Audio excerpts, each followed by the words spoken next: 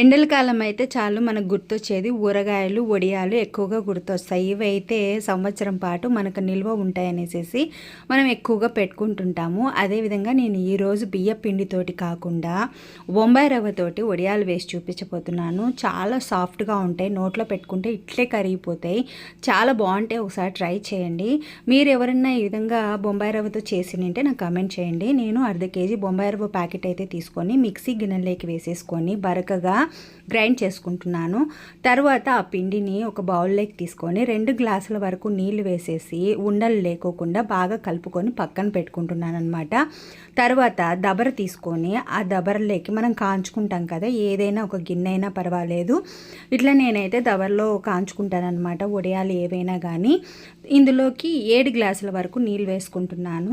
మొత్తం 9 గ్లాసులు నీళ్ళు వేసుకున్నాను. ఒక గ్లాస్ పిండికి, ఆ గ్లాస్ చూపిస్తున్నాను కదా, ఆ గ్లాస్ పిండికి 9 గ్లాసులు మొత్తం సరిపోతాయి. 2 గ్లాసులు బొంబాయి రవ్వలో వేసాను, ఇక్కడ 7 గ్లాసులు వేసేసుకుంటున్నాను. దీన్ని స్టవ్ మీద అయితే పెట్టేసేసి బబుల్స్ వచ్చేంత వరకు, అంటే లోపల బబుల్స్ లాగా ఫామ్ అవుతుంది కదా, వాటర్ బాగా కాగేంత వరకు కొంచెం కాంచుకున్న తర్వాత, ఇప్పుడు చూడండి మంచిగా కాగిపోయాయి వాటరు. కాగిపోయిన తర్వాత ఒకసారి మళ్ళీ మనము ఈ బొంబాయి రవ్వ మిశ్రమం ఉంది కదా, చేతితోటి బాగా కలుపుకొని వేసేసి తొందరగా కలబెట్టుకోవాలి. లేకపోతే బొంబాయి రవ్వ కదా తొందరగా ఉంటలు కట్టేస్తుంది అనమాట. Correct consistency. మీరు ఇంకా కొంచెం గట్టిగా కావాలా, ముద్దగా కావాలి, గట్టిగా ఉండాలనుకునేటట్లయితే ఇంకొక వాటర్ కొంచెం తగ్గించుకొని వేసుకోవచ్చు. ఒకవేళ మీరు చేత కాలేదు అన్నా కూడా కొంచెం పక్కన పెట్టుకొని నీళ్లను వేడి చేసేసుకొని ఒకవేళ ఎక్కువ తక్కువలకు వేసుకోవచ్చు అనమాట. పెద్దవాళ్ళు అలాగే చేస్తూ ఉంటారు. మా అమ్మ కూడా అలాగే చేస్తూ ఉండేది. ఇందులోకి తగినంత ఉప్పు, నేనైతే 1/2 స్పూన్ వరకు వేసుకున్నాను ఉప్పు మరీ ఎక్కువ వేయద్దండి. ఆరిపోయిన తర్వాత ఉప్పు కసం అయిపోతాయి, కొంచెం తక్కువ ఉన్నా పర్వాలేదు.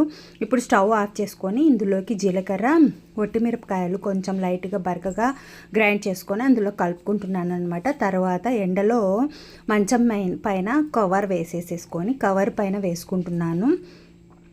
చాలా ఈజీ మెథడ్లో చేసేసుకోవచ్చు, చాలా సింపుల్గా కూడా అయిపోతుంది. నాకైతే ఒక 1/2 అవర్లో చేసేసుకున్నాను అనమాట. ఈ ఎండలో ఎండబెట్టేసేసుకొని బాగా ఎండిపోయిన తర్వాత మనం నూనెలో వేయించుకోవడమే.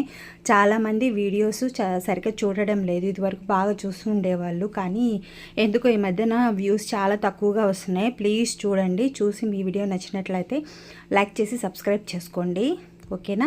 చాలా టేస్టీగా ఉంటాయి, ఈజీగా చేసేసుకోవచ్చు, చాలా సాఫ్ట్గా కూడా ఉంటాయి. ఒకసారి ట్రై చేయండి, ఓకేనా. Thanks for watching. ఈ వీడియో నచ్చినట్లయితే మీ ఫ్యామిలీ ఫ్రెండ్స్ అందరికీ షేర్ చేయండి.